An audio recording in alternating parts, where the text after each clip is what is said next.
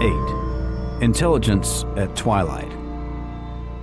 While the period between the two world wars was largely one of dormancy or disintegration with regard to federal intelligence activities and operations, there were certain exceptions to this situation, developments which, due to a few outstanding personalities and/or monumental events, marked the continued but slow evolution and advancement of intelligence capabilities.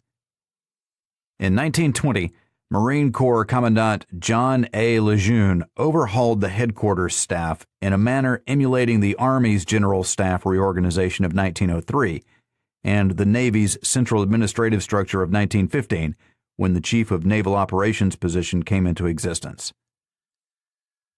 Within the Operations and Training Division, which was one of 7 administrative entities reporting directly to the Commandant, an intelligence section was instituted. Footnote: generally see U.S. Marine Corps Headquarters Historical Division, A Brief History of Headquarters Marine Corps Staff Organization by Kenneth W. Condit, John H. Johnstone, and Ella W. Nargell. Washington, Historical Division, Headquarters, U.S. Marine Corps, 1971, pages 12 through 15. Robert Debs Heinel, Jr., Soldiers of the Sea, Annapolis, United States Naval Institute, 1962, pages 253 through 255. End footnote. Little is known about the resources or activities of this unit, but it appears to have developed combat intelligence products for the Corps and to have cooperated with naval intelligence in preparing war plans and strategic information. Quote, one of the Marine officers who was concerned with such planning during the 1920s was Major, later Lieutenant Colonel, Earl H. Ellis. Like many other military officers, Ellis was cognizant of the Japanese threat in the Pacific.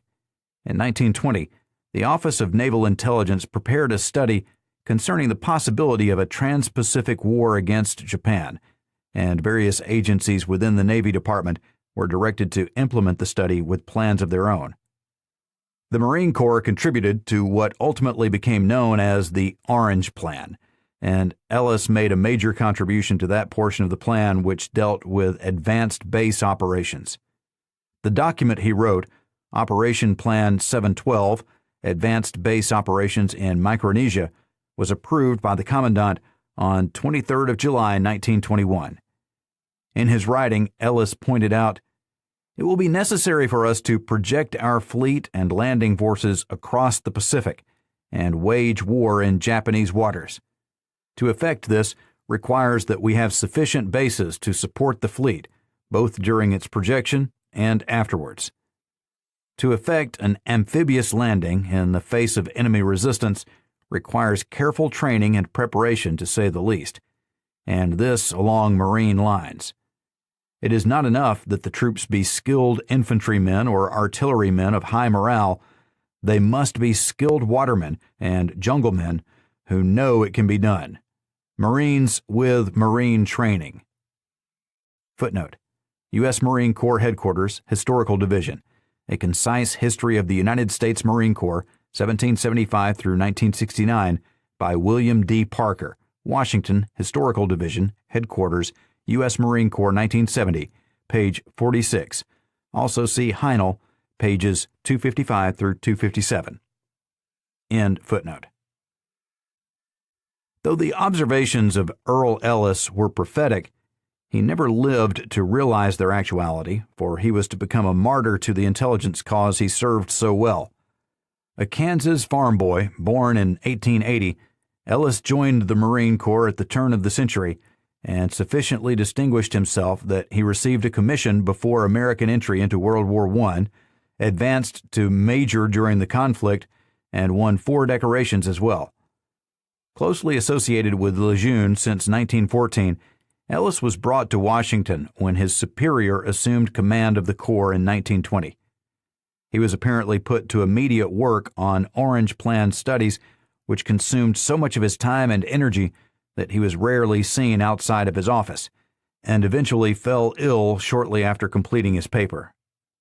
During his recovery, his views drew harsh criticism from the peace proponents and disarmament advocates of the hour. Quote, Discharged after 3 months hospitalization, he returned to duty. 2 weeks later, with considerable casualness, he asked for 90 days leave to visit France, Belgium, and Germany. There were two curious circumstances connected with his request for leave. In the first place, the request was approved by the Secretary of the Navy the same day it was received. Returned the following day, the letter set an all-time record for prompt handling of official correspondence. The second oddity was noticed by General Lejeune's secretary. Prior to his departure, Ellis called at the commandant's office to say goodbye. During the apparently normal conversation between the two officers, the secretary noticed Ellis pass a sealed envelope to the general. Without comment, Lejeune unobtrusively slipped it into his desk drawer. Having said his goodbyes, Lieutenant Colonel Ellis walked out of the front door of Marine Corps headquarters and vanished. End quote. Footnote: P. N. Pierce, The Unsolved Mystery of Pete Ellis, Marine Corps Gazette, v. 46, February 1962, 36 and 37. This is the most complete account of the Ellis case to date, and the material which follows is taken from this story. End footnote. Ellis was never seen in Europe. No communication was received from him for almost a year. When his official leave expired and an inquiry was made as to how he was to be carried on the muster roll, the adjutant inspector ordered, "Continue to carry on leave." Finally, a friend received a cryptic cablegram from Ellis, who is in Sydney, Australia. He had been treated for a kidney infection there and was en route to Japan. Some 6 weeks later, he was in the Philippines, where he sent a classified and coded dispatch to Marine Corps headquarters inquiring about the extension of his leave. The response, sent top priority, was a single sentence: "Leave extension granted for period 6 months." In mid-August, the U.S. Naval Hospital in Yokohama, Japan, was asked to attend to a desperately ill American at the Grand Hotel. The man was Ellis, again suffering from nephritis. He identified himself, indicating he was a Marine officer touring the Orient on leave. 2 weeks later, he was released, only to be admitted the following week with the same acute condition. Believing him to be an alcoholic, Navy medical authorities gave Ellis the choice of returning to the United States by the next transport or by mail steamer to facilitate his recuperation. Ellis chose the latter, wired his American bank for $1,000 on October 4th, received the money 2 days later, and vanished that night from his hospital bed. Nothing was heard about Ellis for 6 months. Then, on May 23, 1923, the State Department received the following from the American Embassy in Tokyo. "I am informed by the Governor General of Japanese South Sea Islands that E. H. Ellis, representative of Hughes Trading Company, No. 2 Rector Street, New York City, holder of Department Passport No. 4249, died at Koror, Caroline Islands, on May 12th. Remains and effects in possession of Japanese government, awaiting instructions."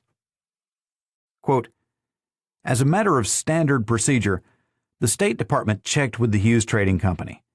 By a strange coincidence, the company's president turned out to be a retired Marine colonel. From him, State was surprised to learn that E. H. Ellis was not a commercial traveler at all. He was, in fact, a Marine Corps officer on an intelligence mission. At that point, a lot of Washington telephones began ringing, followed by a noticeable increase in Pacific cable traffic." End quote. In many regards, the phones are still ringing, in need of someone to answer. Badgered by reporters, Lejeune reinforced his claim of innocence regarding Ellis's activities by finally claiming that the officer had been AWOL for some time. He apparently could not bring himself to use the contents of the sealed envelope which Ellis had given him, supposedly an undated letter of resignation, which the commandant burned. From various piecemeal sources, it would appear that Ellis was indeed on an intelligence mission, surveying Japanese-held islands in the Pacific, probably with a view to gathering as much information to support the Orange Plan suppositions regarding Japanese strategic power as he could observe. It would also seem that Ellis did not have a credible cover posing as a traitor, had too much unaccounted for money with him, and was given to drinking bouts during which he very likely dropped his guard. In any event, the Japanese were aware of his real identity and mission in their territory. Confirmation of his true purposes for being in the Pacific has yet to be made through documentation and records, and, of course, the manner of Ellis's death, the reason for his remains being cremated, and the loss of his personal effects all still remain a mystery. The Army and the Navy continued their less daring attaché arrangements during the period between the wars, though there was reluctance on the part of the United States Armed Services to appoint air attachés during most of these years. Footnote: Alfred Vatz, The Military Attaché, Princeton University Press, 1967, page 67. This account surveys the growth and development of the military attaché system in international politics, tracing its evolution from the 17th century to the modern diplomatic period. End footnote. There were various tribulations which intelligence operatives faced at this time due to the prevailing disarmament fervor and the inability of defense leaders to appreciate the intelligence product when it was available. Captain Ellis M. Zacharias was a career Navy officer who went to Japan in 1920 to study the culture and language of the country and to report on strategic developments coming to his attention as well. Within the Office of Naval Intelligence, however, the whole Far East section, quote, occupied just one room, holding one officer and one stenographer. ONI itself comprised a handful of officers and a few yeomen, filing the occasional reports of naval attachés about naval appropriations of the countries to which they were attached, a few notes on vessels building or projected, most of them clipped from local newspapers, and descriptions of parties given in honor of some visiting American celebrity. The last named usually represented the most illuminating and comprehensive of these so-called intelligence reports. End quote. Footnote: Ellis M. Zacharias, Secret Missions, The Story of an Intelligence Officer. New York, G. P. Putnam's Sons, 1946, pages 20 through 21.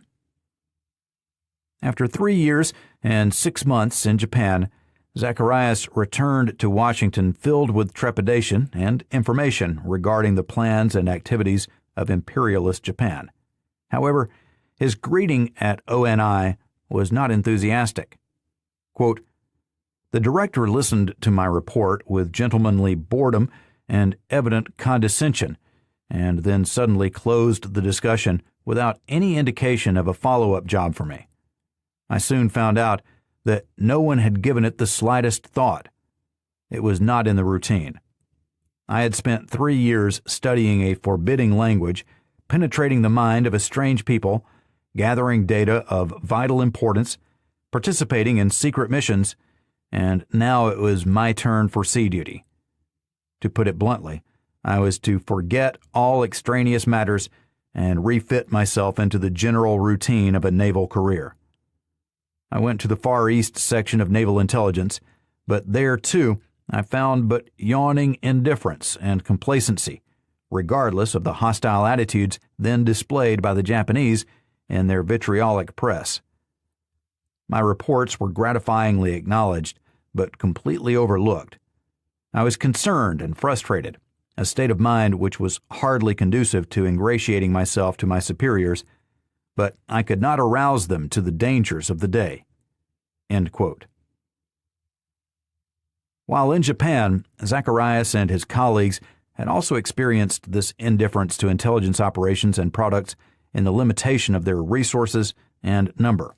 Quote, the limited means at our disposal prevented us from observing the Japanese in their administration of the mandated islands. Neither did we have means or men to find out Japanese intentions and aggressive plans beyond what we could pick up in the open market of peacetime intelligence. Captain Watson was concerned about these mandated islands, where the Japanese were reliably reported to be going about merrily violating the mandate which prohibited their fortification.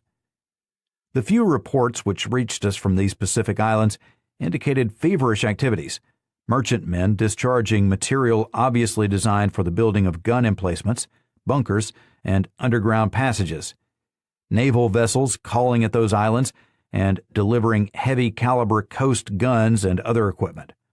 All contraband according to the provisions of the mandate. Although greatly concerned, Watson could not obtain permission to establish an effective check on these activities or to ascertain the accuracy of the numerous reports coming to his ears." End quote. Concern over the fortification of the mandated islands had also apparently prompted the mission of Earl Ellis, whom Zacharias and his colleagues scrutinized but lost in Yokohama. Ironically, when the islands were seized during World War II, quote, "We discovered that it was their weakness rather than strength that the Japanese were so anxious to conceal." End quote. Before his second tour of duty in Japan, Zacharias in 1926 gained acquaintance with the Navy's cryptanalytic organization. Quote, "My days were spent in study and work among people with whom security had become second nature. Hours went by without any of us saying a word, just sitting in front of piles of indexed sheets on which a mumbo-jumbo of figures or letters was displaced in chaotic disorder, trying to solve the puzzle bit by bit like fitting together the pieces of a jigsaw puzzle. We were just a few then in room 2646, young people who gave ourselves to cryptography with the same ascetic devotion with which young men enter a monastery. It was known to everyone that the secrecy of our work would prevent the ordinary recognition accorded to other accomplishments. It was then that I first learned that intelligence work, like virtue, is its own reward." End quote. Zacharias had a second tour of duty in Japan, monitored and deciphered Japanese Navy radio messages from a station in Shanghai, headed the Far East section of ONI at the time of the outbreak of war in Europe, became the Director of Naval Intelligence in 1942, saw combat duty, was assigned to the Office of War Information at the time of the Japanese surrender, and retired from active duty in 1946 as a Rear Admiral. An author and lecturer on intelligence operations, he died in 1961. Military intelligence also had its professional problems during this period too, as was graphically demonstrated during the Bonus March. Quote, "In the summer of 1932, President Hoover faced one of the most trying problems imaginable, the presence in the nation's capital of thousands of needy veterans who were determined to force the immediate payment of the soldier's bonus. From every part of the country, by almost every conceivable means of transportation, veterans flocked to Washington to demand that Congress relieve, by a flood of cash, the economic paralysis which had settled over the United States. Reminiscent of the followers of Coxey 40 years before, the veterans seized trains in East St. Louis and Baltimore and took temporary possession of the Pennsylvania Railroad Yard at Cleveland. Their presence in Washington was described as a supreme escape gesture." End quote. Footnote: Bennett Milton Rich, The Presidents and Civil Disorder, Washington, The Brookings Institute, 1941, pages 167 and 168. Although the House passed a bill allocating the funds sought by the marchers, the President let it be known he would not approve the measure. The legislation failed in the Senate, and Congress shortly thereafter adjourned. Before leaving Washington, however, the legislative branch, at the chief executive's urging, provided $100,000 to transport the veterans home. Still, they came to the Capitol, and tracing their advance was military intelligence, which had sent the following request in secret code to all Corps area commanders. Quote, "With reference to any movement of veteran bonus marchers to Washington originating or passing through your Corps area, it is desired that a brief radio report in secret code be made to War Department indicating presence, if any, of communistic elements and names of leaders of known communistic leanings." End quote. Quote, "Most of the replies to this were reasonably sane, if not too astute. Ninth Corps area, for example, could not discover when the Oregon contingent left Portland, a fact that was reported in the local newspapers. It did correctly evaluate the political complexion of Royal W. Robertson's Californians, pointing out not only the absence of communist activity, but also that its leader was firm in stand that communists will not be tolerated. In neighboring Eighth Corps, however, an almost undiluted paranoia prevailed. The intelligence reports emanating from Fort Sam Houston, Texas, are simply incredible and lend verisimilitude to at least the last proviso of the Army legend that the brainy go to the engineers, the brave to the infantry, the deaf to the artillery, and the stupid to intelligence. In any event, the Texas-based intelligence experts convinced themselves that the Californians were dangerous communists, with a leader named Royal P. Robinson, and that Metro-Goldwyn-Mayer was financing the whole movement. In case Washington didn't know what it was, Colonel James Totten told them, Metro-Goldwyn-Mayer Picture Corporation is known to be 100% Jewish as to controlling personnel, and that high officers of this company are in politics. An unconfirmed rumor circulated many months ago stated that agents of USSR had contacted motion picture companies in California and contributed to some of them with a view to inserting propaganda and support of USSR policies. Other reports spoke of machine guns in the hands of bonus marchers, forged discharges available for 50 cents from any pawnbroker in Chicago, this from an officer in Philadelphia, while another report, early in July, claimed that bonus Army leader Walter W. Waters had the assistance of gunmen from New York and Washington, and that the first blood shed by the bonus Army in Washington is to be the signal for a communist uprising in all large cities. End quote. Footnote: Roger Daniels, The Bonus March, an episode of the Great Depression. Westport, Connecticut. Greenwood Publishing Company, 1971, pages 159 and 160. Also see Donald J. Liscio, The President and Protest, Hoover, Conspiracy, and the Bonus Riot. Columbia, University of Missouri Press, 1974, pages 87 through 109. End footnote. Of course, there was blood shed in Washington that summer, but not necessarily due to the ineptitude of military intelligence. The communist uprising? Some marchers took advantage of the congressional funds made available for their return home, but it was estimated that some 11,000 persons located at 24 separate camps in the capital remained behind. As a result of disturbances in and around federal buildings undergoing demolition and a brief riot which followed one eviction scene where one veteran was killed at the scene and another fatally wounded, federal troops, requested by the District of Columbia government, were brought into the city. A tank platoon and a cavalry squadron, together with an infantry battalion, were called into action. About 500 troops were located in the district, with another 1,000 held in reserve at nearby military installations. On the afternoon of July 28th, these forces, under the command of General Douglas MacArthur, advanced on the Pennsylvania Avenue encampment of the veterans. Quote, the cavalry led the way, followed by tanks, machine gunners, and infantry, all headed toward the fort of the BEF, Bonus Expeditionary Force, a skeletonized building at 3rd Street. After a half-hour's wait, the troops donned gas masks, and in a few minutes of tear gas bombing completely cleared the fort. The troops were deployed in such a fashion as to drive the marchers away from the business area and toward the encampment at Anacostia. This was accomplished without the troops firing a shot, although apparently there was a considerable display of swinging cavalry sabers and prodding bayonets. End quote. After a brief halt at the edge of the Anacostia encampment of the veterans, the troops moved into the shack town and, throughout the night, completed its destruction. Without any shelter, penniless, and unwanted, the veterans fled the district, reportedly, quote, aghast at the failure of their confident prediction that no soldier would move into action against them. End quote.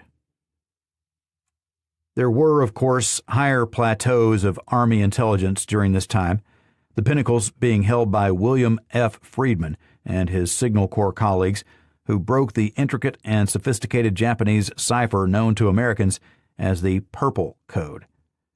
Born in Russia in 1891, Friedman emigrated to the United States with his parents the following year.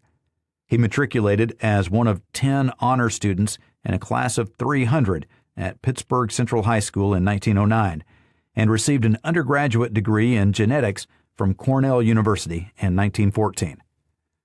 Through an interest in the authorship of the plays of William Shakespeare and related literary questions, Friedman became a skilled cryptologist. During 1917 and 1918, he taught cryptanalysis to Army officers and produced some writing on the subject. In 1921, Friedman and his wife, also a skilled cryptologist, entered into a 6-month contract with the Signal Corps and continued the relationship as civil servants on the War Department payroll until 1922, when he became chief cryptanalyst and head of the Code and Cipher Compilation Section, Research and Development Division, Office of the Chief Signal Officer.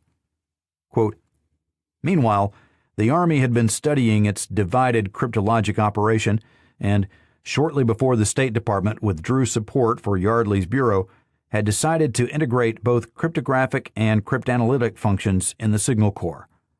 The closing of the Black Chamber eased the transition, and on May 10, 1929, cryptologic responsibility devolved upon the Chief Signal Officer.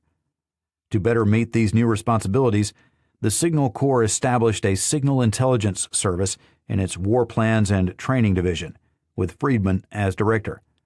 Its officially stated mission was to prepare the Army's codes and ciphers, to intercept and solve enemy communications in war, and in peace to do the training and research, a vague enough term, necessary to become immediately operational at the outbreak of war.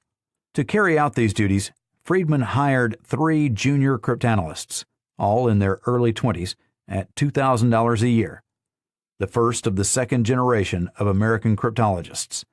They were Frank Rowlett, a Virginian, and Solomon Kolbach and Abram Sinkov, close friends who had taught together in New York City high schools before coming to Washington, and who both received their PhDs in mathematics a few years later. It was the beginning of an expansion that led to the Purple Solution, the triumphs of World War II, and the massive cryptologic organization of today. At his death on November 2, 1969, he was widely regarded as the greatest cryptologist that science had ever seen." End quote. The breaking of the complicated Purple Code was part of a continuous effort by the Army and Navy to decipher and monitor Japanese communications. Largely under the immediate leadership of Friedman since its creation sometime in 1936, the project had been dubbed Magic. Quote, "The cipher machine that Americans knew as Purple bore the resounding official Japanese title of 97 Shiki Obun Injiki. This meant alphabetical typewriter 97, the 97 an abbreviation for the year 2597 of the Japanese calendar, which corresponds to 1937. The Japanese usually referred to it simply as the machine, or as J, the name given it by the Imperial Japanese Navy, which had adapted it from the German Enigma cipher machine and then had lent it to the Foreign Ministry, which, in turn, had further modified it. Its operating parts were housed in a drawer-sized box between 2 big black electrically operated Underwood typewriters, which were connected to it by 26 wires plugged into a row of sockets called a plug board. To encipher a message, the cipher clerk would consult the U-Go book of machine keys, plug in the wire connections according to the key for the day, turn the 4 discs in the box so the numbers on their edges were those directed by the U-Go, and type out the plain text. His machine would record the plain text, while the other, getting the electrical impulses after the coding box had twisted them through the devious paths, would print out the ciphertext. Deciphering was the same, though the machine irritatingly printed the plain text in the 5-letter groups of the ciphertext input. The alphabetical typewriter worked on Roman letters, not katakana. Hence, it could encipher English as well as Romanji, and also Roman letter code texts. Since the machine could not encipher numerals or punctuation, the code clerk first transformed them into three-letter code words, given in a small code list, and enciphered these. The receiving clerk would restore the punctuation, paragraphing, and so on when typing up a finished copy of the decode. The coding wheels and plug boards produced a cipher of great difficulty. The more a cipher deviates from the simple form in which one ciphertext letter invariably replaces the same plaintext letter, the harder it is to break.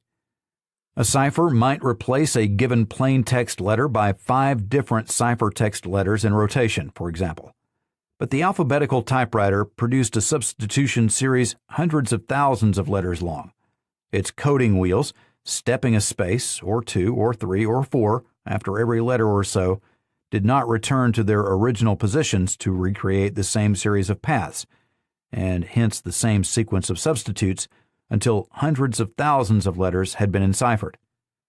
The task of the cryptanalysts consisted primarily of reconstructing the wiring and switching of the coding wheels, a task made more burdensome by the daily change of plug board connections. Once this was done, the cryptanalyst still had to determine the starting position at the coding wheels for each day's messages. But this was a comparatively simple secondary job." End quote. The first complete solution of a purple communique was made in August 1940. By the time of the Pearl Harbor attack, decoded Japanese messages were circulating at the highest levels of the federal government. Though this decipherment advantage was not sufficient in itself to prevent the surprise bombing of Hawaii and simultaneous aggression against American Pacific outposts, the ability to decode Japanese communications served military and naval strategists well during the war. But there was another war of sorts fought within the United States prior to the outbreak of hostilities once again in Europe and also in Asia. This was the war against organized crime. A variety of law enforcement agencies were involved in the federal government's attack upon the lawless, and various intelligence developments occurred during this effort.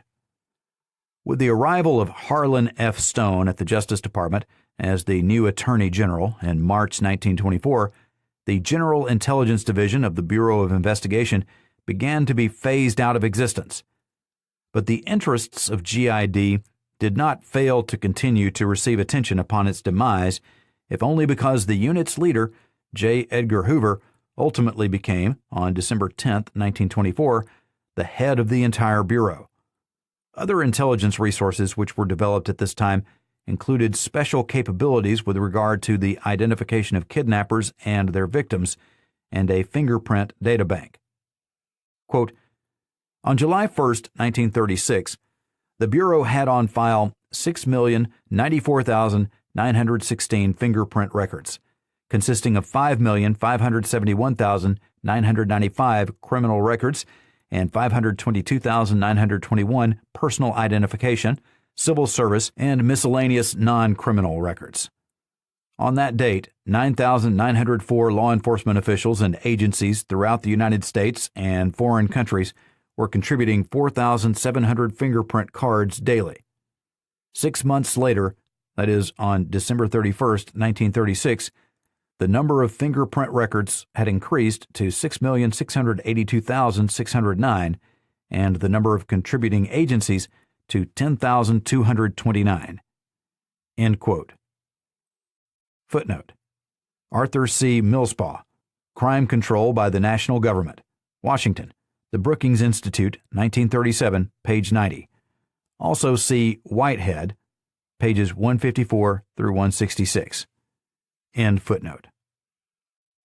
Not only did this elementary intelligence information prove useful in the necessity of establishing a basic positive identification of certain individuals, but it also provided a basis for information exchange between the Bureau and sub-national law enforcement agencies, as well as a relationship between the Bureau and international or foreign law enforcement units.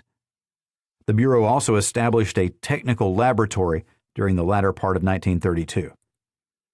While the facility is largely concerned with the application of scientific techniques to criminal evidence, certain aspects of its program might be viewed as having a potential for contributing to an intelligence product. Increased responsibilities with regard to taxation, narcotics control, and national prohibition during this period brought about various intelligence function developments within the units of the Treasury Department.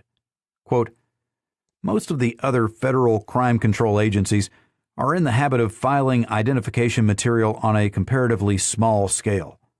The Secret Service maintains an identification file of single fingerprints of all known makers of counterfeit money and their associates arrested since 1928.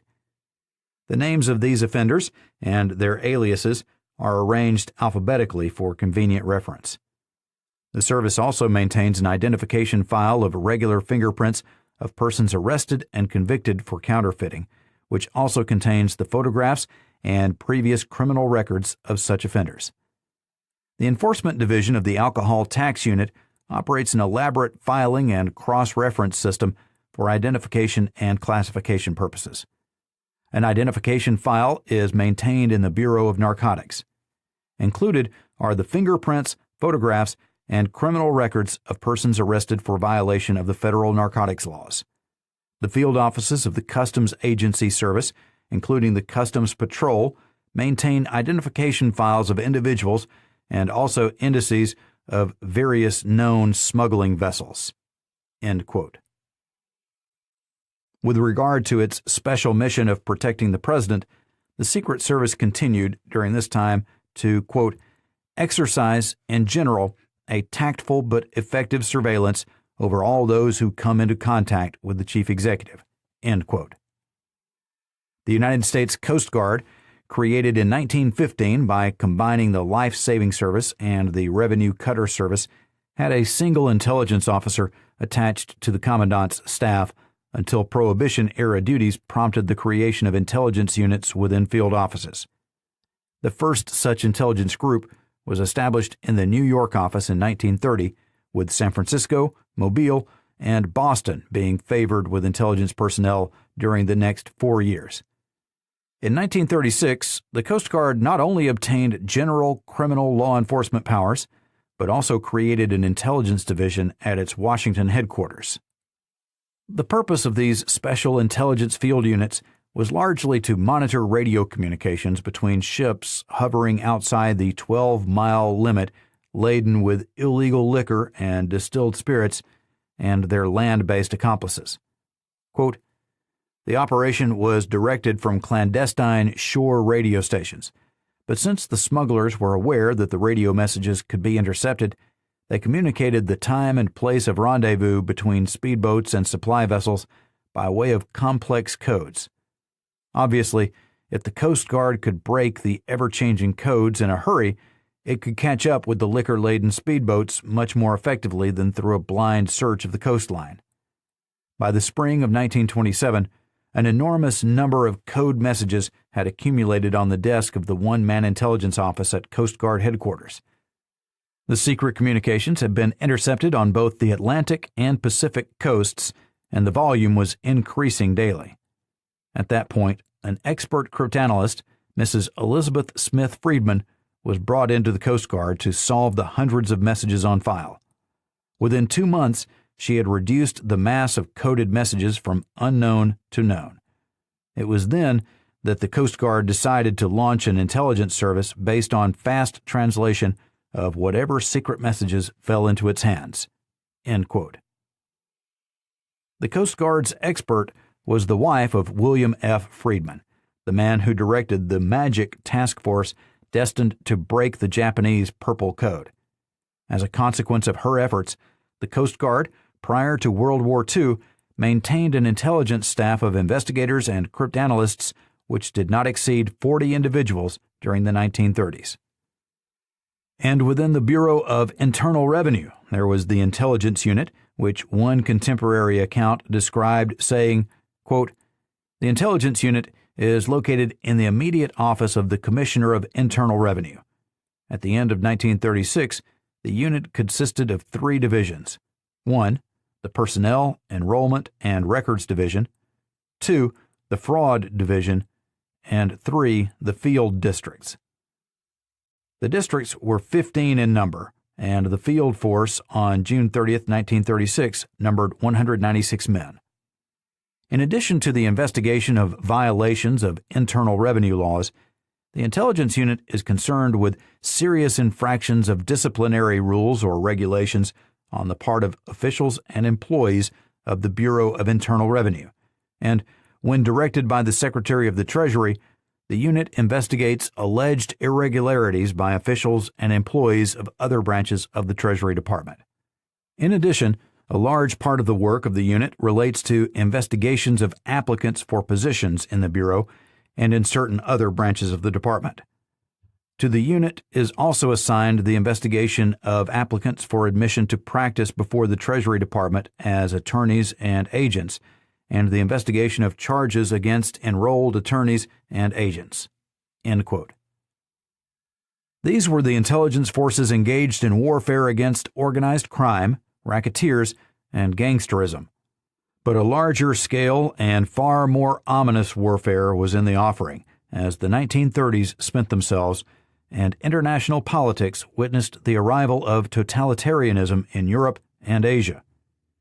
Adolf Hitler came to power in Germany in 1933, and in 6 years led that nation in rearmament, a fanatic belief in racial supremacy, dictatorial government, and a territorial expansion, which included portions of Czechoslovakia, all of Austria, and threatened the Polish corridor and the Saar region. Japan, in the meantime, had colonized Manchuria, renamed Manchukuo, and Korea, and continued to pressure the Chinese for more territory as troops spilled southward toward the Nanyang Peninsula. While these developments occurred, the United States espoused and continued to maintain an official policy of strict neutrality with regard to diplomatic entanglement and brewing overseas hostilities. However, this position of international neutrality did not mean that the United States would not prepare for its own defense or fail to take steps to maintain its own domestic well-being during the period of crisis. If conscientious intelligence personnel were not alerted to the gravity of the world situation prior to the outbreak of war in Europe, then they soon became so informed when, 1 week later, on September 8, 1939, President Roosevelt declared a condition of limited national emergency, thereby making certain extraordinary powers available to the chief executive, and limited only in the sense that neither the defense of the country nor its internal economy would be placed upon a war footing. Footnote: Such a proclamation had apparently been contemplated in late 1937, at the time Japanese aircraft bombed the American gunboat Panay in the Yangtze River in China. The desire was to seize Japanese assets and investments in the United States and to extract payment for damages.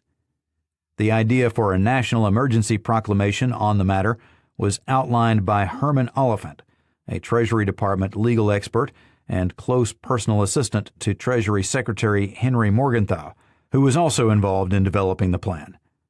Although a memorandum on the scheme reached President Roosevelt's desk, he did not implement it, and there is no evidence to indicate it was consulted on the occasion of preparing the 1939 proclamation.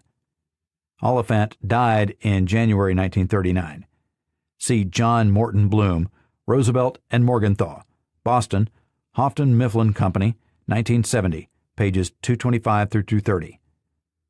For a list of statutory powers granted under a proclamation of national emergency at this time, see Frank Murphy, Executive Powers under National Emergency, Washington, United States Government Print Office, 1939, 76th Congress, 2nd Session, Senate, document number 133. On the evolution and use of emergency powers generally, see U.S. Congress, Senate, Special Committee on National Emergencies and Delegated Emergency Powers, A Brief History of Emergency Powers in the United States by Harold C. Relyea, Committee Print, 93rd Congress, 2nd Session, Washington, U.S. Government Print Office, 1974. End footnote. It was a time of watching and waiting. This is Our Hidden History